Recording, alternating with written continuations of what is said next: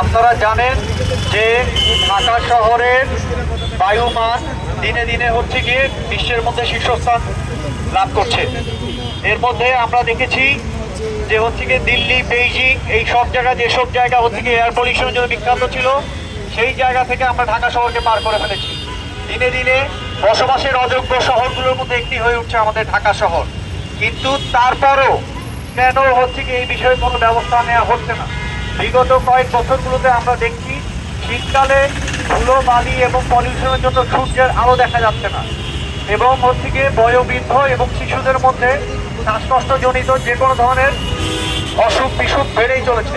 এতে আসলে লাভটা কি? আমার দেশের হচ্ছে জনস্বাস্থ্যের ঝুঁকি নিয়ে কেন হচ্ছে ঢাকা শহরের চারপাশে আপনারা দেখবেন, কেরানীগঞ্জে গেলে দেখবেন, কোনাবাড়িতে দেখবেন, সব জায়গায় হচ্ছে ইটের ভাটাগুলো এখনো চলমান রয়েছে। কেন হচ্ছে এগুলো বন্ধ করা হচ্ছে না?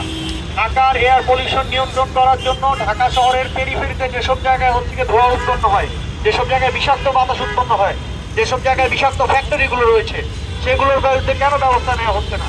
আমরা জানতে চাই এই বিষয়ে কত তাড়াতাড়ি এই বিষয়ে ব্যবস্থা নেওয়া যায় এবং ঢাকা শহরকে একটি বসবাসের উপযোগ্য, একটি শ্বাস নেওয়ার উপযুক্ত একটি শহরে রূপান্তরিত করা যায়।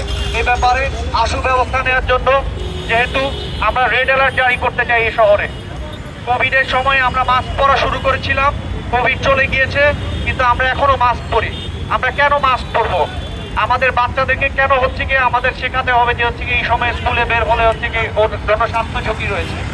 আমাদের হচ্ছে গিয়ে কেন হচ্ছে গিয়ে লোকজনকে ইনহেলার এবং হচ্ছে গিয়ে আপনার নেবুলাইজারের উপর নির্ভরশীল হতে হবে?